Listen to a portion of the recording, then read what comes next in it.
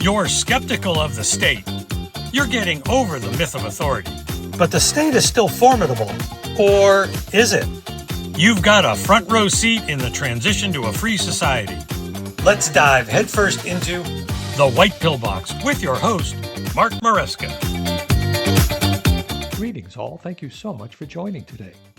Recently, I was interviewed by Shepard the Voluntaryist. You'll remember Shepard recently appeared on the White Pillbox, and he graciously invited me onto his show. It's sort of a crossover episode, and as usual, we had a great time. And I'll link to Shepard's own content in the show notes. I hope you enjoy our two-part interview. Welcome to the show. Today I have a special guest who I first saw on Anarchast some time ago, and then somewhat recently he interviewed me for his show, and now he's willing to come on and have just a fun chat with me. Welcome, Mark. Thank you so much, Shepard. It's great to be with you today. So is your podcast, it is called The White Pillbox, is that correct? Yes, that's the name. Wonderful. And I absolutely love your positive attitude. I love that you are a normal person who is bright, and I don't see a bunch of tattoos or the marijuanas or the tie-dye, and it seems like you're just a normal, productive, normal human being. So thanks for being that guy.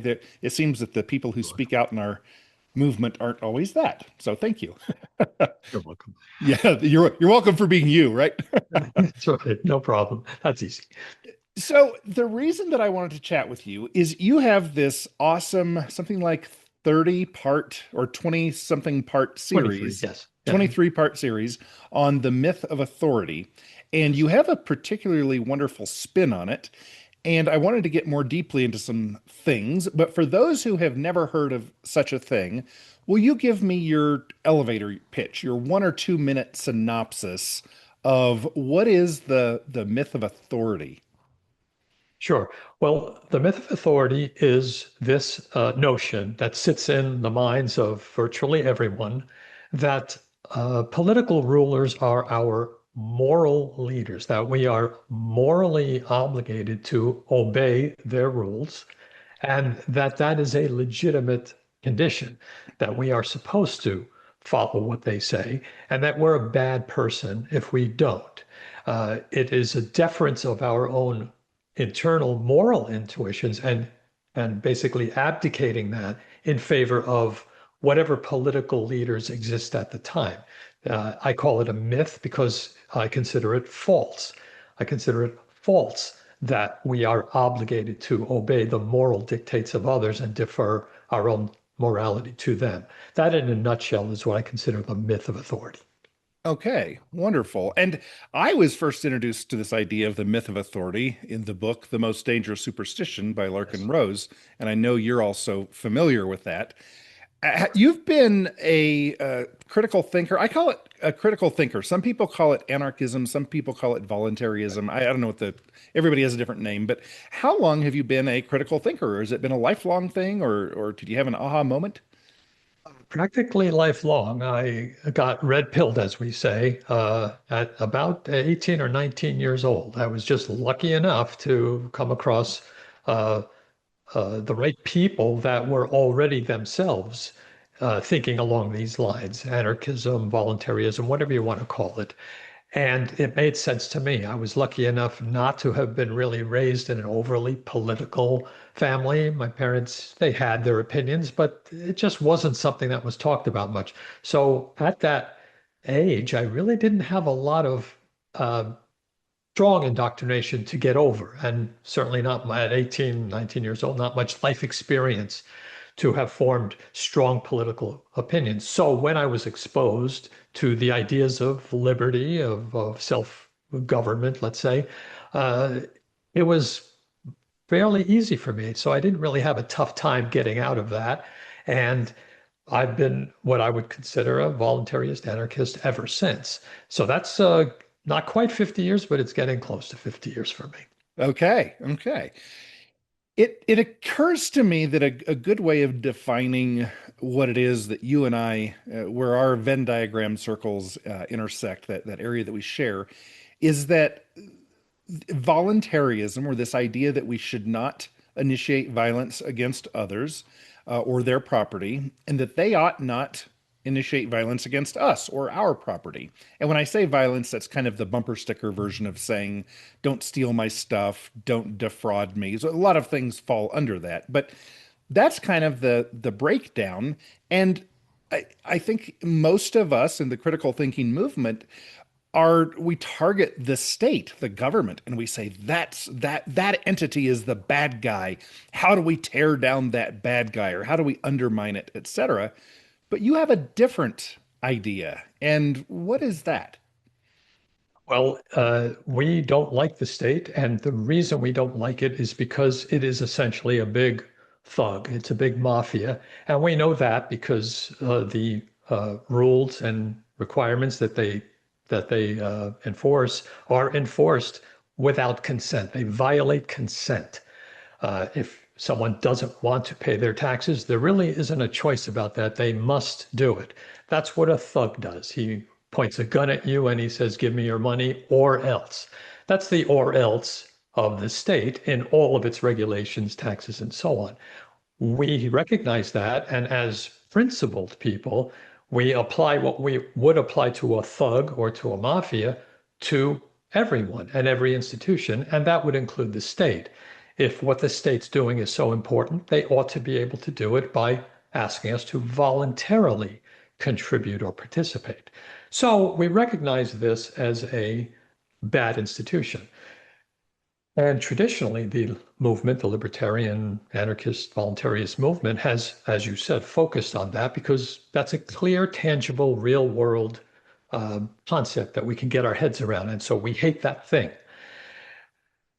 With thinking like Larkin Rose's most dangerous superstition and other contributors, but very much so in his case, he consolidated the idea that, well, wait a minute, this bad thing has to have a root cause. And so by peeling back the layers, we discover that the root cause of an institution like that existing and persisting is the myth of political authority, the idea that it's okay for an institution like that to exist as a coercive, consent violating unit. And so knowing that we have the knowing that we have the root cause of the state identified, now you would think it would shift our thinking to say, well, if we're going to strategize to make things better, perhaps attacking or addressing the symptom, the state, might not be as efficient as if we try to address the cause, the myth. So that's really the big insight of the shift in thinking in terms of how you might want to direct your efforts toward changing things for the better. That makes good sense. And it's so, once we think about it, it's so intuitive, but it doesn't seem that it pops up as being obvious. It's like the guy walking up and his intent is to kill you. He comes storming up to you, reaches down, grabs a stick. And then we, as critical thinking, principled people, we say, we hate sticks. Well, the stick isn't the problem. And if we get rid of the stick, there's still a big bad guy who wants to hurt us. And that seems to me that it's that myth that I run the thought experiment. If we could snap our fingers and get rid of all of I love the term you use, bullies. And among the bullies, there are the suits, you call them, and there are the enforcers.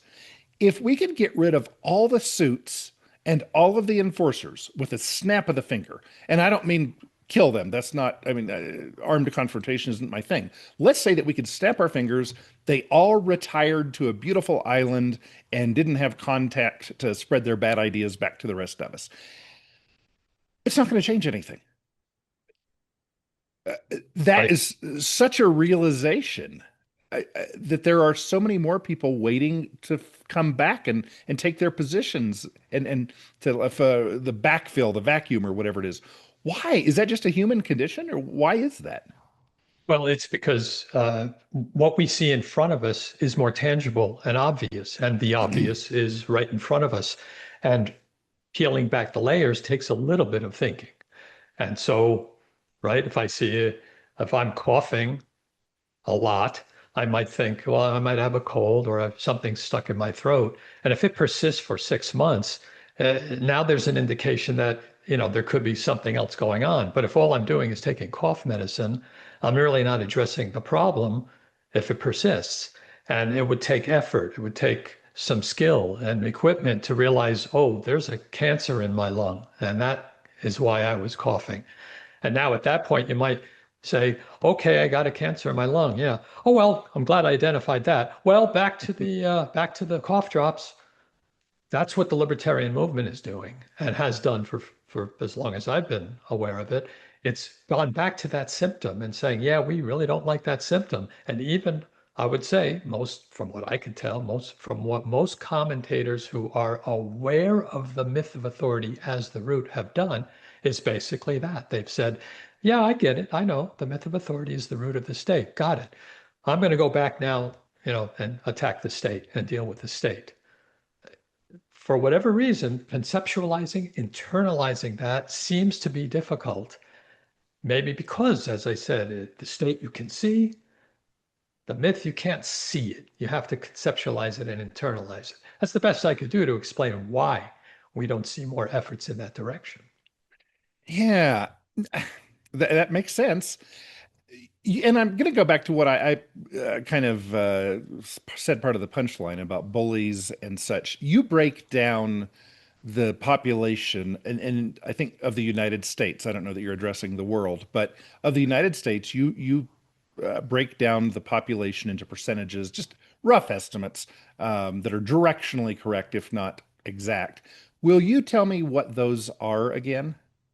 Sure, I was trying to, for myself, just to get the numbers, just to try to really, for myself, get a conceptualized, tangible idea of what it was. And so I basically did some internet searches, not just AI type searches, but actual websites to try to figure out how many are there, how many people are employed by the government, how many of them are what I would consider the bullies. And what I came up with was 9–10% of the population are employed by the government, have some government role, their name is on a government paycheck. And of them, most of them are what we would call clerks. They are IT staff, cleaning crew, accountants, legal people. They're just people who do jobs in offices or whatever. And the people who count, what the people I call the bullies, are really the politicians and law enforcement, military. The reason I separate them from the rest of the population of government employees is because they are the ones to whom the myth of authority applies. When we think of people believing the myth, how does that translate to human beings for whom they believe the myth? Well, politicians for sure, because people believe that we are supposed to be beholden to the politicians. We're supposed to obey them. When they make laws and rules, we are obligated to follow them. That's the myth, which means it applies to the politicians, the people who make the laws. Who else? The enforcers. More or less, we're expected to obey the armed authority. So if a cop stops you on the street, well, actually, if the cop flashes his lights while you're driving, you are expected to stop. Now, if there was I don't know, some thug driving a car near you and he put a light on his car and he drove past you and he's signaling for you to stop, you're probably not going to stop. You don't feel the obligation to obey him. There's no myth of authority there. But with a cop, you do it. Okay, then, for an enforcer, the myth applies. But when the DMV clerk says, here, sign this paper and pay me $10 for your license, you pay it because you know you have to, but that's a little bit more transactional. You're not doing it because you are morally obligated to that clerk. You don't look at them as someone you're supposed to bow to. So when we make this simple separation of clerks versus bullies, I think it's reasonable to classify the enforcers, meaning the people with the guns, trained and armed, and the politicians as the one the myth seems to apply to. Military, to be perfectly honest, Shepard, I'm not so sure anymore that the military counts in there. They are armed, but when I think about how the myth applies, I don't know that we feel moral deference to the military. Hmm. I think there's a little of that, but it's not complete because I don't see them as the ones here enforcing domestic laws. So I'm actually not so sure they count in that numbering scheme, but I've counted them anyway, simply because they are armed and potentially can be used to enforce domestic laws, which has begun to some degree. I believe the Marines have been pulled out very recently for border enforcement. So there you go. They count in that sense. In any case, to answer the question, about 3 million human beings occupy bully positions, politicians and enforcers, and about, I think it was in the 20, 21 million range, are everyone else, the clerks. So that's the basic separation. So 25 million out of 300 and whatever the United States is at right now. Um, that's not much. That's a tiny No, dot. no, it's a tiny dot, and you should link to that. That's a great Larkin Rose video. Yeah. It's not much. Not only that, it doesn't matter that those 20 million are paid by a government paycheck. They don't count. They are, as I said, clerks. If our myth of authority, the myth we have in our head, doesn't apply to them, then they literally don't count. They're not the ones who are going to be making laws or enforcing laws with a gun along the way. I see the clerks as more like the furniture and tools the state owns.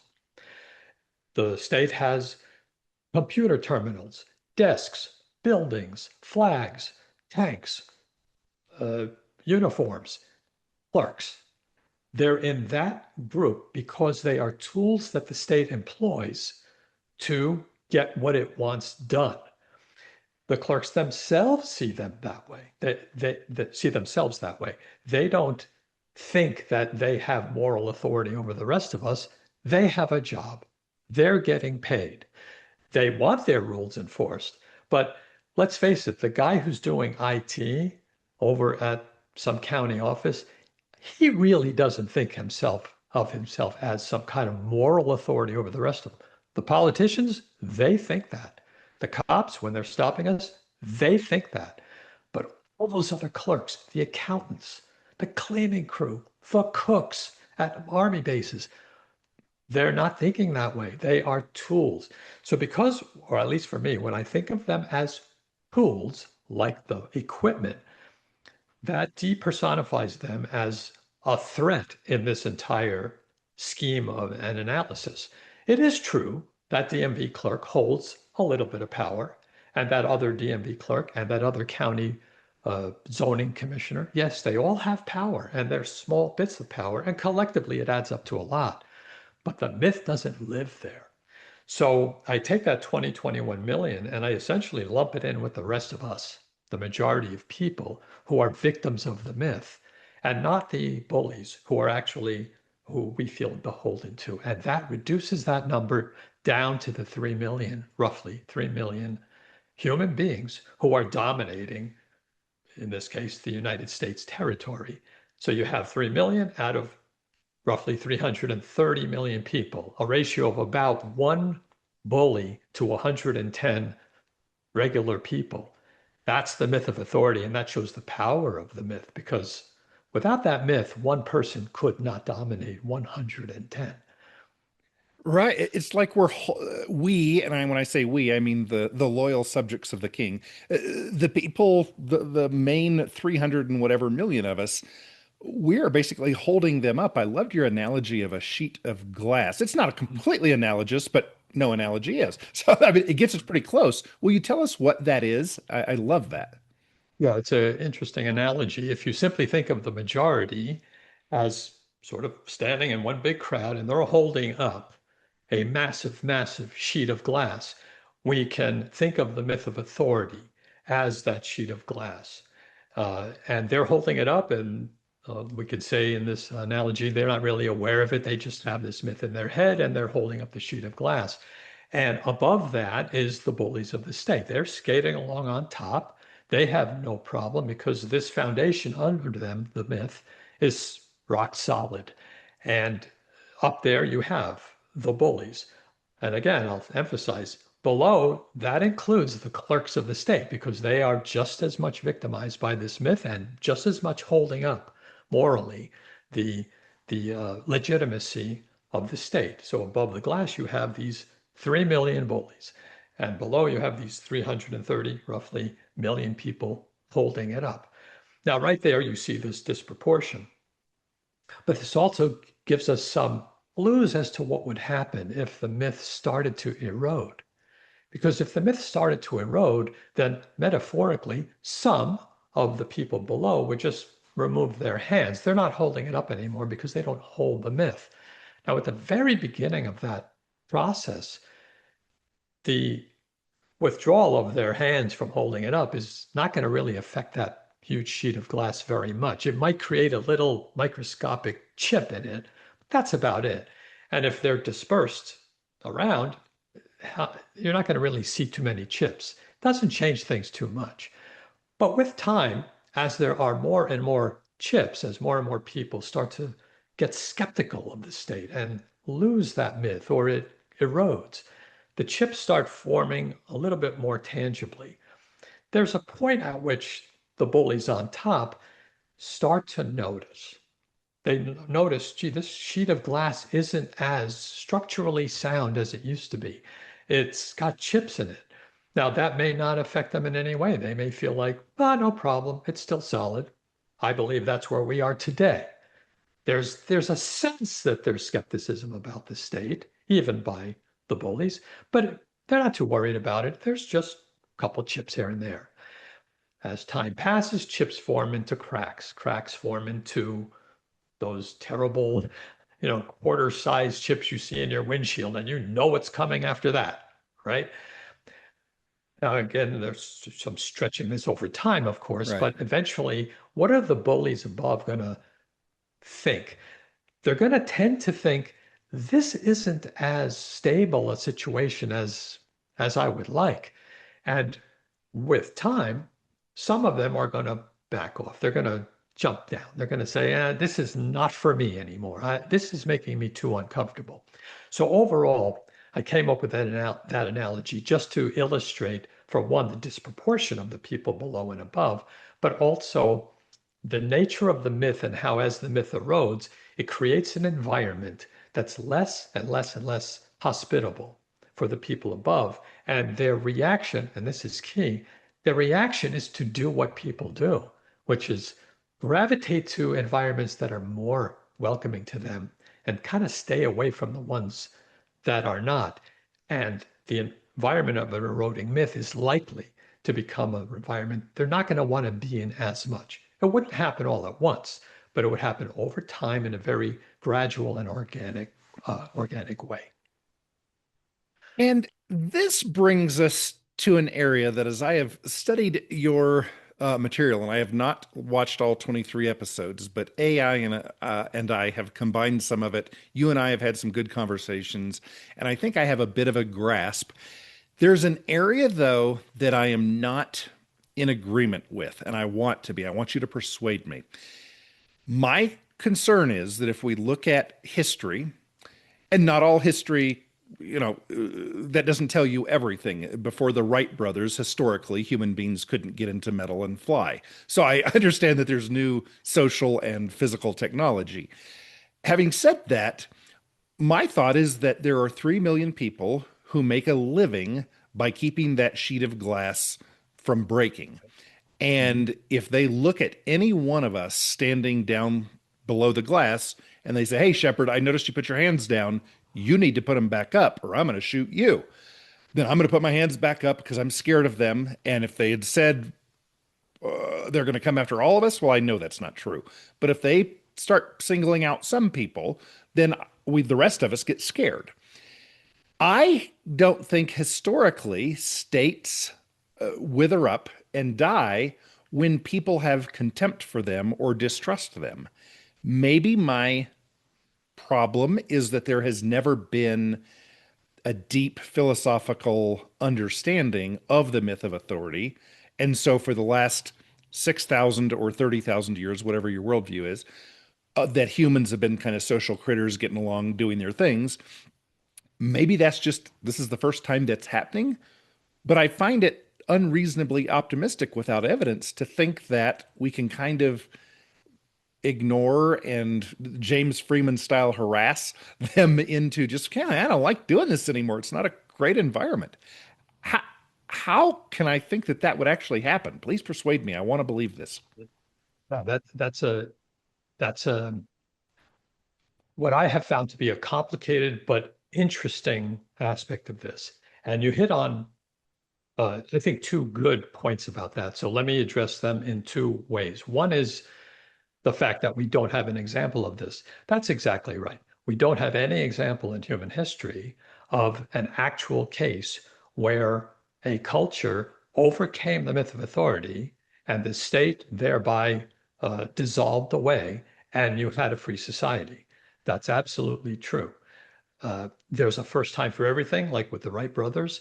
And in my view, we are experiencing that right now. We are at the cusp and the very baby steps of that event happening. So no, we don't have an example we can point to, but we can point to many or parallel examples where the psychology that's behind this analysis of the myth of authority does apply. So let's take two of them.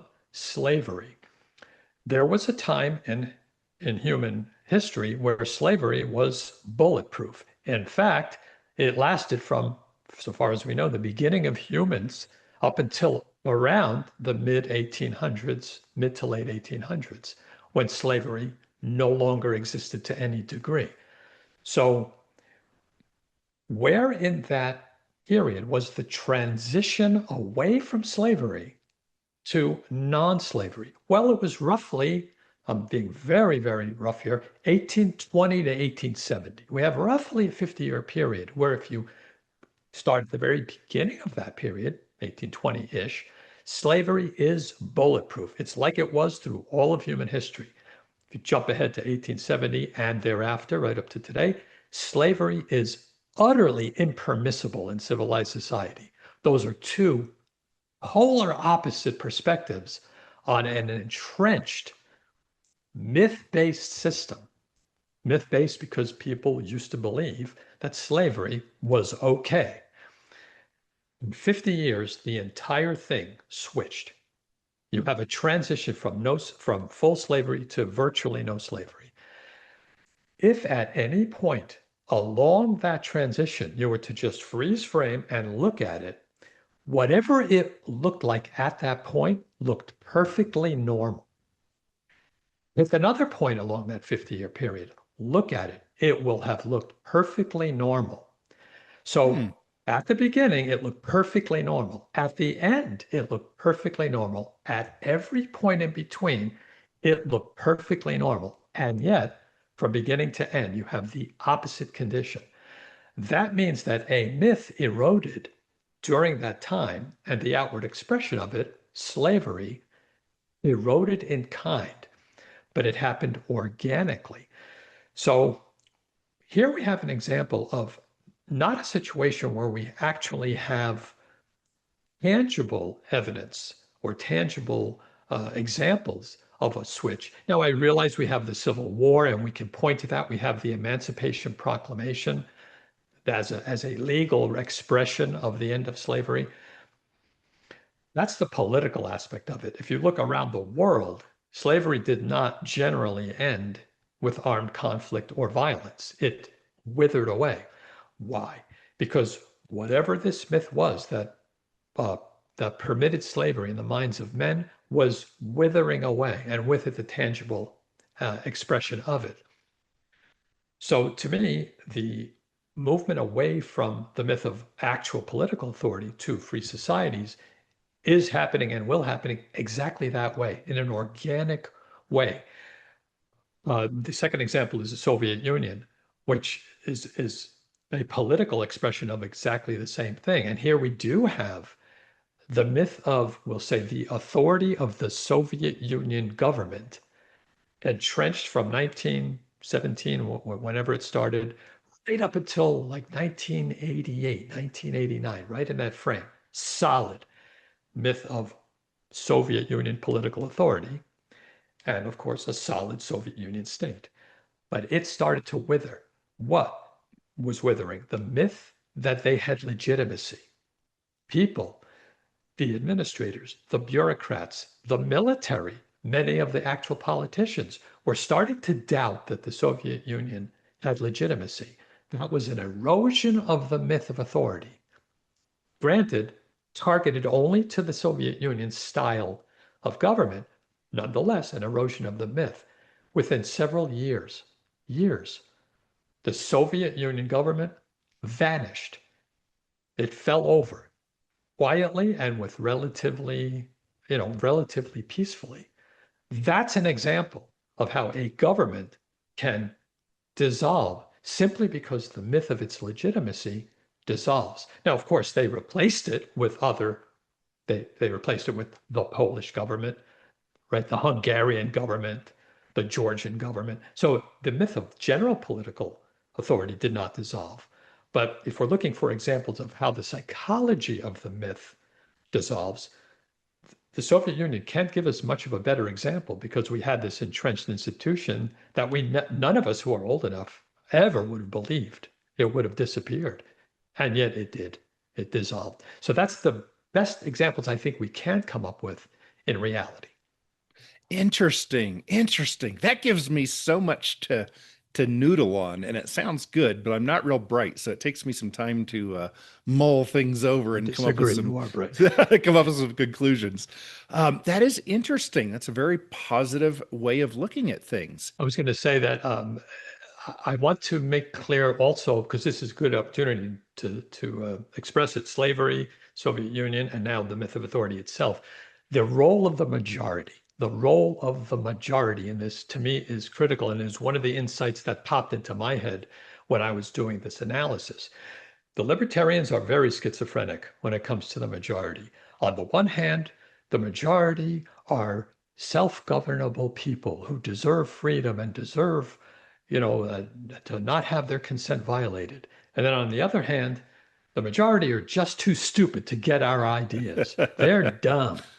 Now, I don't know how you can actually hold those two in your head at the same time. The way I resolve this is that the majority accept generally, passively, the cultural beliefs and norms that they grow up with. I think that's kind of a given. That's not even a judgment. It's just the way things are. If they're brought up with a myth of political authority, that's what they're going to believe their whole lives. That's what gives the state the ability to persist, is this massive number of people who believe the myth, express the myth in their behaviors, and ultimately fund and support the state.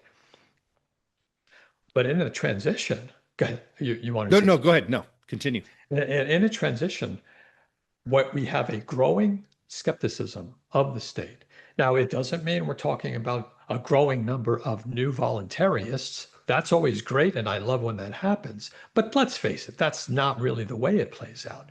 Instead, people see news items that are reaching a tipping point for them where they say, you know what, this is all BS. These politicians are just a bunch of crooks. Those are little nuggets of skepticism that flower and bloom among hundreds of millions of people over a course of time. I use the analogy of a bucket of skepticism. The bucket starts empty practically when there's no skepticism of the state and everyone is fully on board. I love the state and I vote and all this stuff. As more people get skeptical, that adds a little thimbleful of water to the bucket. Another person's skeptical, another thimbleful. A person becomes a voluntarist. Ooh, a whole cupful, because they are fully over the myth. All these little thimblefuls and sometimes cupfuls of skepticism starts to fill up the bucket. And there's a tipping point at which the bucket overflows. And metaphorically, I mean by that, there's a tipping point where there's enough of this totality of skepticism across the whole, let's say, United States, whatever culture you want to name, to where their behaviors have withdrawn the general support of the state, where they don't show anymore as much that they support the state because they don't believe that anymore. It's a totality of behaviors. What used to be a welcoming environment because of these behaviors, a welcoming environment for the bullies, has become a notch less inviting, a little bit less attractive. And their response in kind is to notice that this environment is slightly less attractive. And as the sheet of glass analogy shows, eventually it's cracking glass to where they really don't want to be in that environment anymore. So the reason I bring this up is to stress the importance of the majority as playing a role in this process, even though it's a passive role. Excellent, excellent. Well, I think in this first part, we have nicely covered essentially the podcast series. There are a few more questions that I have that I would like to get into after the break. But just for now, where could people learn more about this if they want to dig a little bit more deeply into it? Sure. All you need to do is just go right to my YouTube channel, which is the White Pillbox, or my Substack, which is markmareska.substack.com. And all my content is on both of those platforms, and that's where you'll be able to read up on it or watch it. Wonderful. And I will put links below. And then just so everybody knows, for this next part, we are going to hone in a little bit more on a few more questions I have about this foundation. And then we're also going to freeform and chat about a lot of other things, just little bits here and there.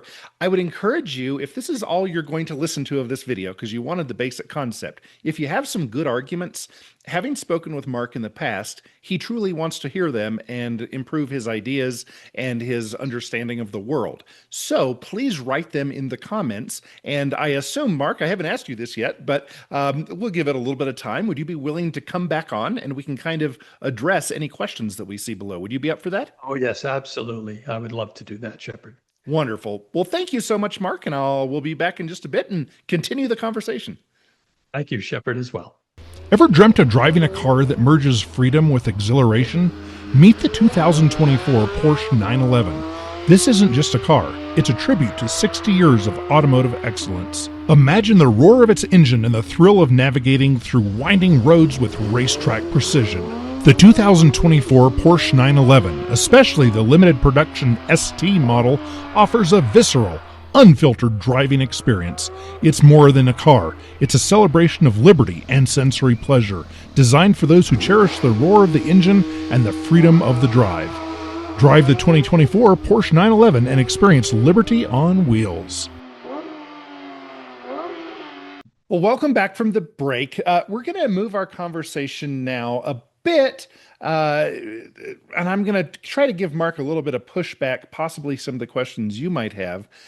Something that I really liked that you've been talking about is the environmental feedback and how that makes the people holding up the sheet of glass, as they give bad signals and as they make it miserable, the people on top don't want to rule as much.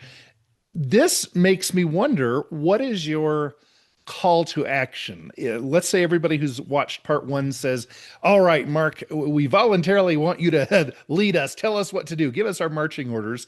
What do we go forth and do? What do we have to do to make this happen? Okay, so first I would clarify a little bit on the beginning part of that expression of it. When I think of the environment, I think of it as, first of all, starting off as it is more or less today and has been through history, meaning the myth of authority is ubiquitous. It's everywhere. It's in everyone's head. I realize there's a few notable exceptions, but for the most part, everyone believes the myth. This manifests itself in human behaviors that show that people want to be ruled. Obviously, if they have the myth, they're going to express it in words and actions, like there ought to be a law, or the president ought to do something about that. My city council ought to do something. Their actions are voting. Their actions are saluting the flag and singing anthems, and so on. These actions collectively create this environment, what I call a welcoming hospitable environment for the power seekers. And along the power seekers come, you have the state. That, in a nutshell, is the cause and effect relationship between the myth and the state. And it holds through all of history, obviously. In the transition, we have an organic eroding of the myth, starting off small, but people becoming skeptical. As I said, that small bucket of skepticism starting to fill up. That alters the environment. I would not express it as being more defiant of the government. I would call it withdrawing the belief and thereby withdrawing the actions that reflect the belief. So all that really means is less expressions that say there ought to be a law, less saluting the flag, hopefully less voting. Collectively, just a slight reduction at the beginning of people's expressions. If their expressions are less, the general environment is a tad less conducive and less welcoming. So it isn't a defiance, it's more of just a erosion of this belief. Now, it doesn't mean defiance has no role in there. There are going to be those of us, not me to be honest, who are brave enough, say like James Freeman is, to actually argue with a cop at a stop, or argue with a city council member, or whatever it is.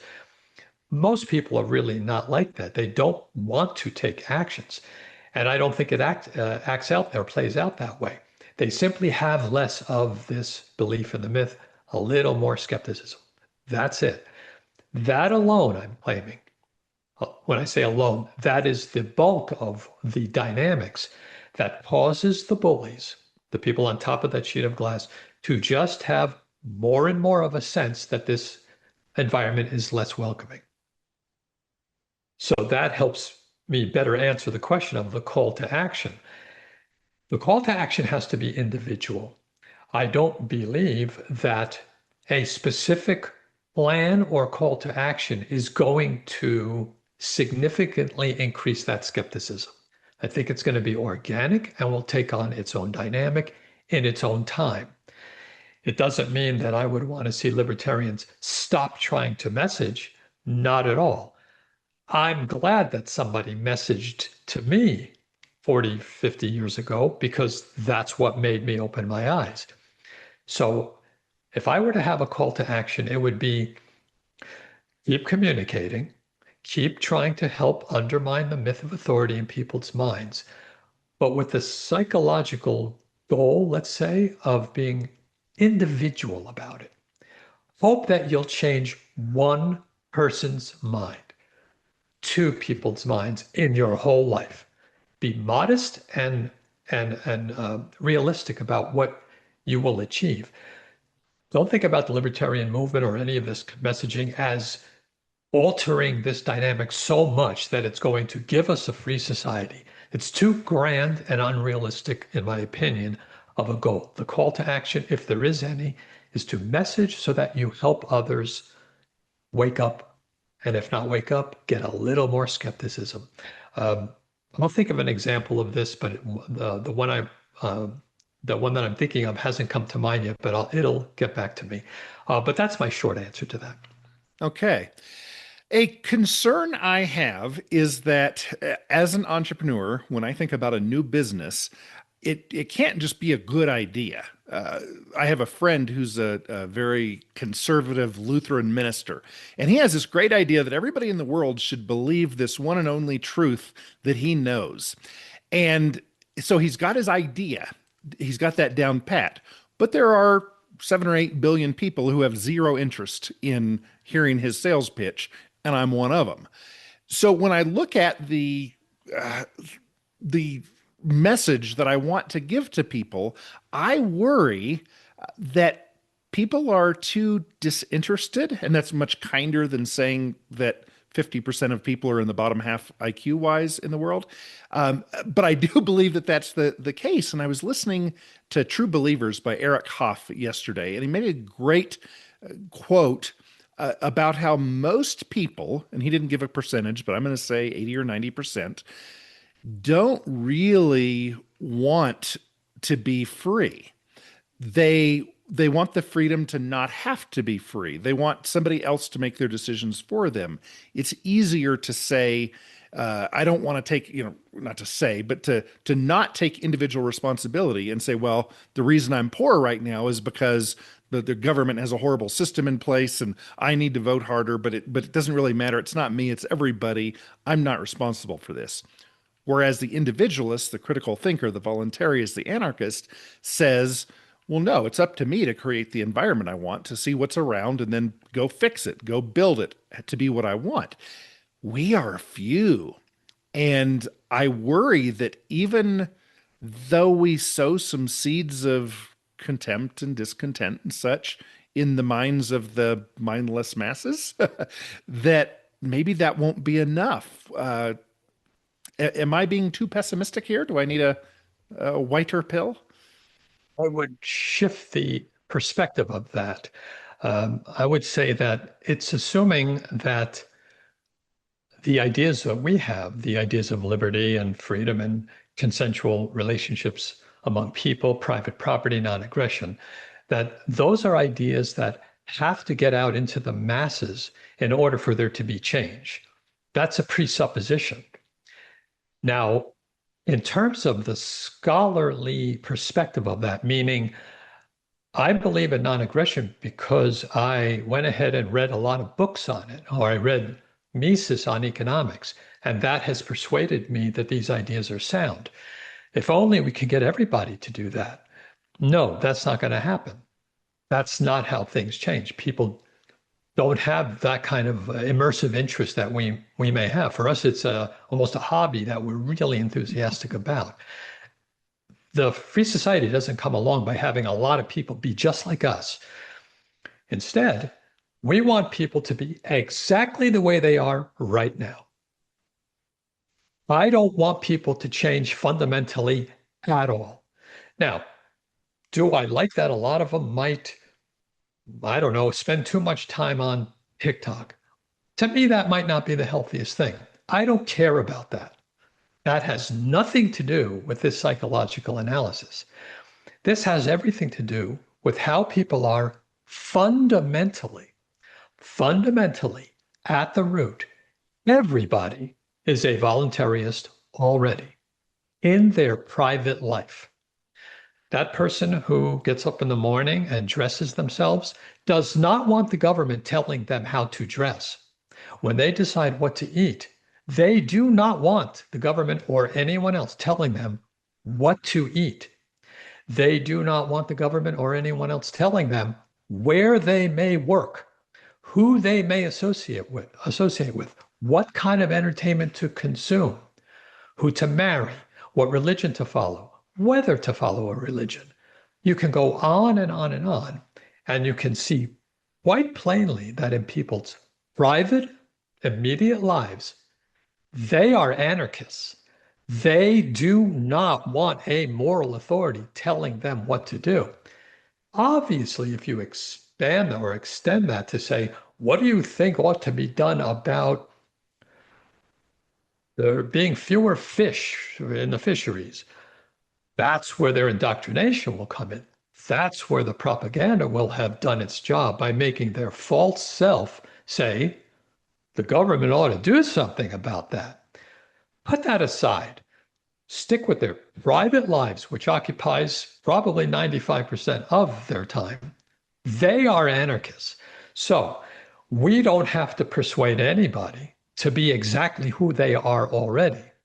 All we have to do, and by the way, I credit Larkin Rose to this insight, all we have to do, if we have to do anything, is introduce their true self to their false self. Make their mind see that they've made an exception when it comes to self-governance, governance for the state, Help them to see that if you're consistent, you will look at the state as just another bully, and that should not be tolerated. Now, I don't have any illusions that the masses are even going to agree with that. That's why that's why I believe that all we need to do is try to increase that skepticism a little bit. Is that our job? And will a free society not happen unless we do that? No. In my genuine opinion, if we stopped all libertarian messaging right now, a free society is still a few decades, perhaps 50 years ahead of us, whether we do it or not. I'm not discounting the libertarian scholarly work, the principles, the philosophies. No, absolutely. That started in the 70s big time, and it continues to this day. And I want and hope that to continue. But the messaging, I'm more and more convinced it plays no real role. So like I said before, if we're going to do it, it will be to help specific people just get a little more skeptical. Okay. That's, boy, is that an easy set of marching orders? Yeah, you don't really have to do anything, but if you choose to, just share the good word of stuff you know with people, and that can be your taste in the best Indian curry sauce to get for your chicken, or it can be about liberty, but whatever, just kind of live a good life and don't worry about it. It's going to work out. That's kind of a comforting thing to think about. Thank you. And it's not meant to be indifferent either.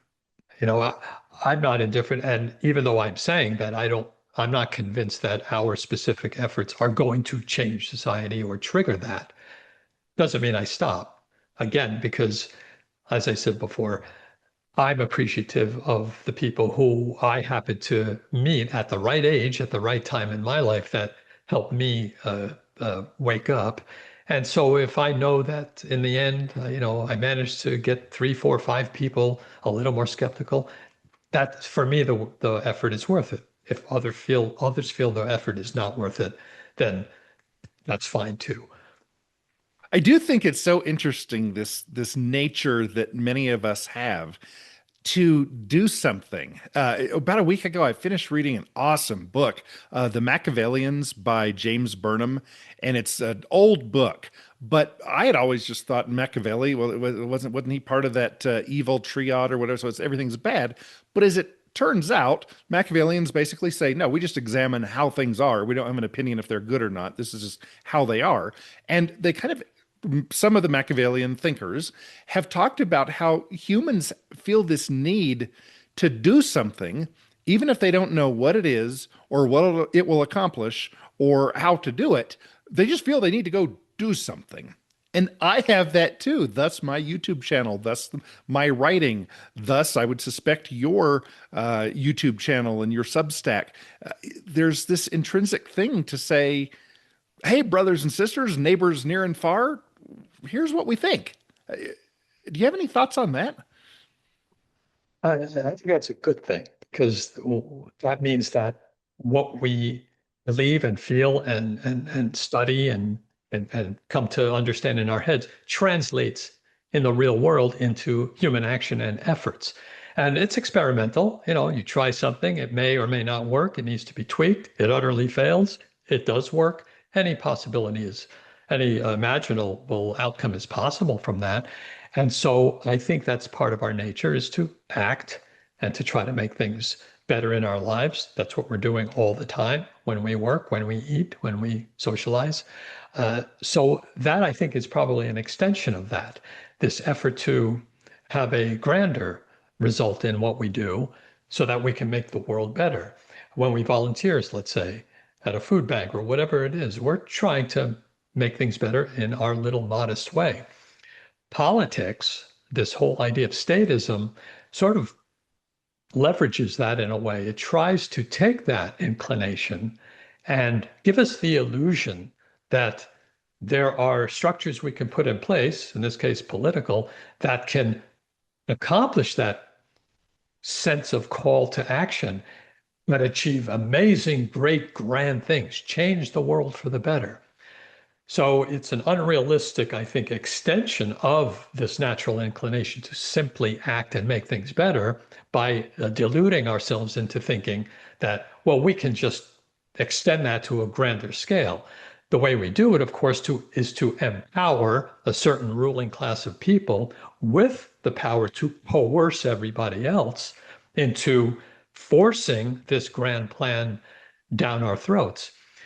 And I do think that we, as in this libertarian movement, kind of fell victim to that thinking, well, we'll do the opposite. We'll be the spearhead of the movement to dismantle the state.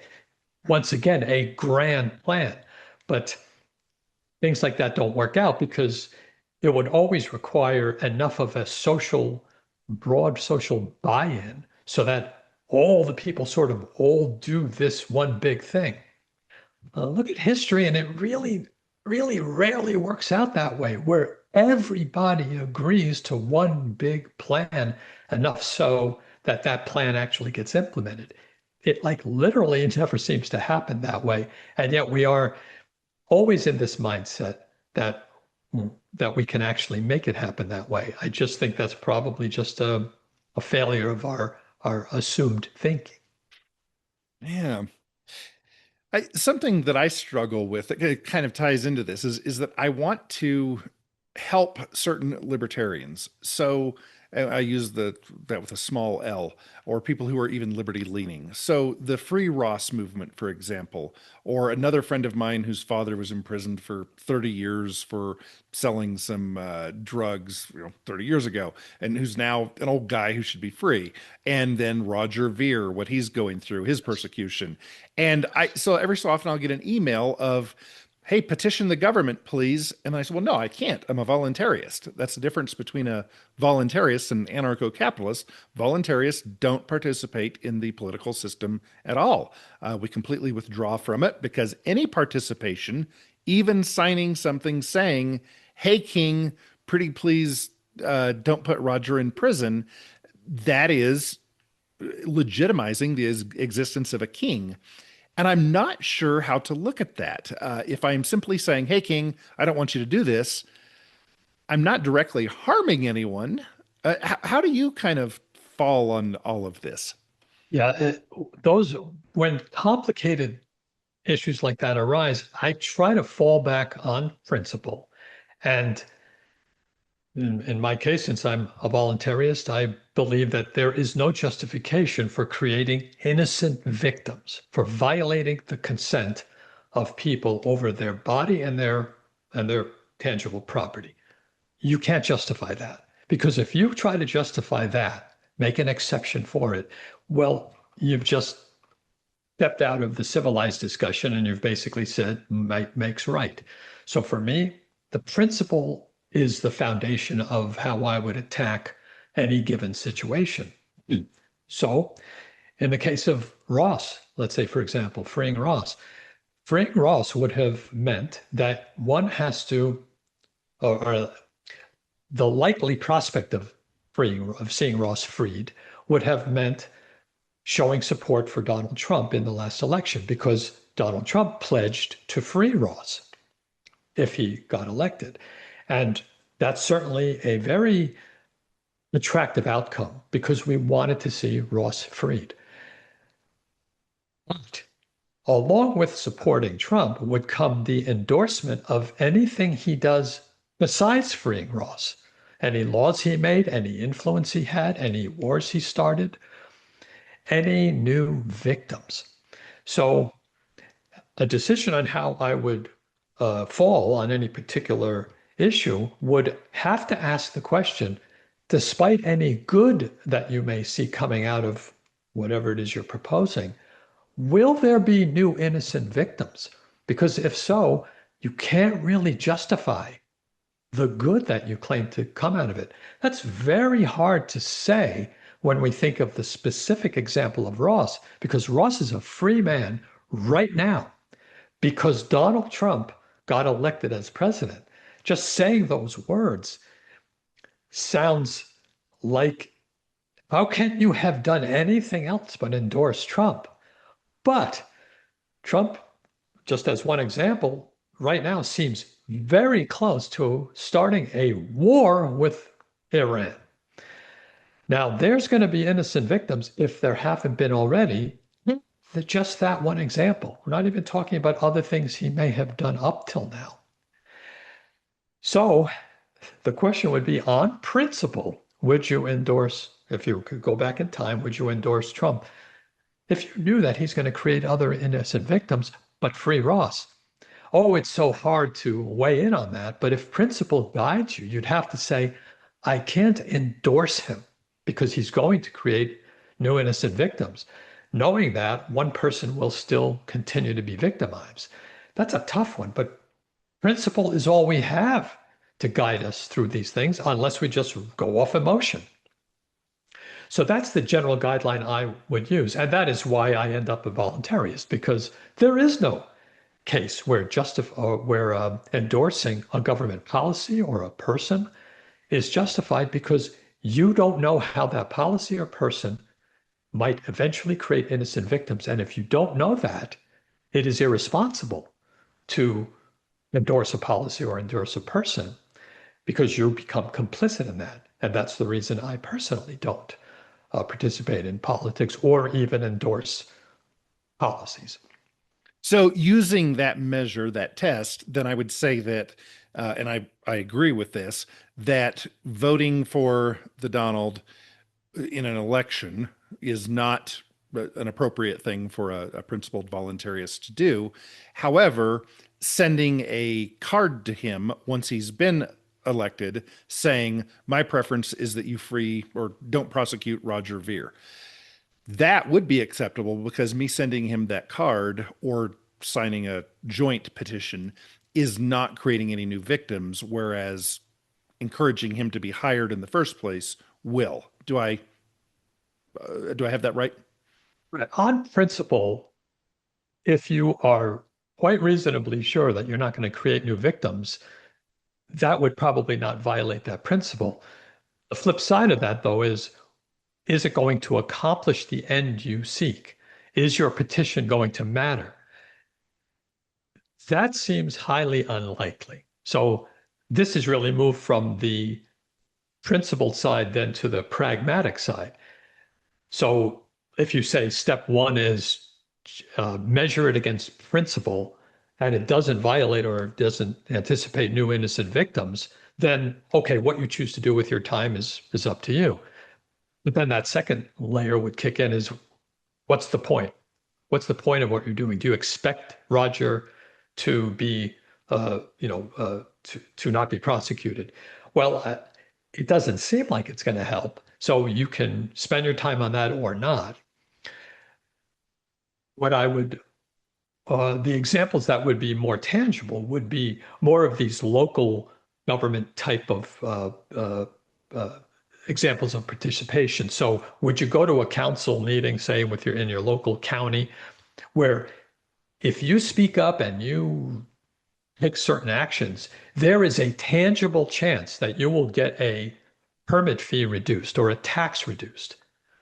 Well, if you can't identify any new victims that come out of that, and if you are actually going to help people be less victimized, then you can see an argument for doing that. Me personally, I've never done anything like that, because even though that's easy to describe, a local tangible example, they really don't pop up all that often, or they do create innocent victims in tangential ways if you think it through. And that's where thinking in principle is so important, because you can easily convince yourself that, well, there won't be new victims in this particular policy, so the good that comes out of it is justified. Not really, especially if your actions are endorsing the system. And you really touched on this earlier on, and that's always for me a very strong motivator. Are my public actions lending credence and giving more weight to the myth of authority? And in participating, you're always doing that. So to me, that's one of the big dampers on why I wouldn't participate, even if I might expect that there could be some good come out of it. Yes, and that is kind of where I come down when I think about sending that card that simply says on, I'm sending this to Donald, and I say, I don't want you to persecute or prosecute Roger Ver. And then I sign my name at the bottom. What is being said to Trump and the government that isn't written? Well, part of it is, oh, good, Shepard sees me as someone who needs to be spoken to and recognized. He's reached out to me versus just not doing it at all. He's legitimizing my office. He's legitimizing the fact that the government has the physical ability to do things and probably the moral ability. Good. Shepard is one of our subjects. Let me make a note of that. Okay, now, what does he say? Not like they care what we say, but that unspoken communication, essentially legitimizing the system, that is such a long-term, hard to see, lost in the weeds harm that it's sometimes easy to forget, I think. Mm-hmm. Yes, it very much is. And that's what makes it hard to stick to it, because you don't see the advantage that it has. And that's what I believe to be the failure of the majority of libertarian messengers out there that we've seen all these years, even to this very day. Even the spokespeople who are really good at explaining stuff, when they get lost in those policy weeds, oh my God, all I see them doing is endorsing the system, because they are endorsing the system, and they are using this platform now of not just making people more rigid in their belief of the myth of authority, but they're also tainting the name of libertarian. They're tainting the voluntarist concept by associating it with politics. And so once again, now all they've done is, I think, make it more of an uphill struggle. Yes, I agree. Well, as we're drawing to an end here, I would love it if you would share with me, we still have a couple minutes, what haven't I asked you that is important, or what hasn't come out so far in our conversation, either about the myth of authority or just in general, that you would like to share with the world? I'm still working on refining how I can present the Myth of Authority series in a more compact form. I still think 23 episodes that are roughly a half hour each are important, but they're probably slightly more important for the person who's somewhat new to this, or not sure yet, or early on in their thinking, because it builds the case very systematically. It extracts the insights very slowly and carefully and systematically. And I also don't think it would harm any of our fellow travelers to get the whole picture. But it's a big commitment. And because of that, I am trying to come up with ways where I can compact it down. And I'll hopefully in a few months be able to have something like that. But the general thread that I would want people to take from it is that the myth of authority leads to the state as a causal factor. It plays an essential and the essential causal role in the state in a very step-by-step way, which comes out in the series. That connection is the thread that shows itself through the entire set of insights and white pills that emerge from that simple beginning of the cause and effect relationship. The reason it does that is because it forces us to identify the who, what, where, and how of a transition to a free society. We normally don't think in those terms. We normally think of this hoped for transition to an eventual stateless society as a sort of a vague image of somehow transitioning, somehow, some way. Think about that. Somehow, some way. It's not very precise, especially for nerdy thinkers like us who usually take pride in being very specific. No, you don't see much defining of terms, determining what the nature of the players are, how many there are, what the psychological dynamics. You don't see this happening. In this series, I took the idea of the cause and effect relationship, myth to state, broke it down into the who, what, where, how, and when, so that we can actually understand why the insights make sense. So that's the takeaway. That's my sort of sales pitch on why it could be really helpful to try to make the effort to get through this. That might add more people to the list of people who have seen it and who can give me feedback on even better ways of presenting it or refining the thoughts. So my call to action, so to speak, would be try to listen to it, not because it boosts my self or my image out there. No, it's so that we can beat this up, so that we can really see if it makes sense. And if it does, to the extent it does, to get fellow travelers to understand it so they can at least refine their strategies and make them more efficient. Wonderful. And I'll repeat what I said before the break. Anyone who does have feedback, who's willing to write it in the comments down below, absolutely appreciated, and it will be addressed. And by the way, Mark's content is not for the newbie to moral philosophy. It is not for the brand new person for the most part. Mark's focus is more on the critical thinker who is already thought through moral philosophy and has arrived at what I think Mark and I agree are almost inevitable conclusions, which are, hey, folks ought to be free and ought not hurt each other and initiate violence against each other. And so his content is good for the person who has already been there and done that and needs a little bit of encouragement. Thus the name, The White Pill. Not everything is bad and horrible, and we don't have to cry and go crawl under a rock. It's going to work out. Let's keep being good and making stuff happen. Well, talking about white pills, 2 of my subscribers have communicated to me and have given me positive feedback on the series. And when I asked them where they stood before this, turns out they were newbies.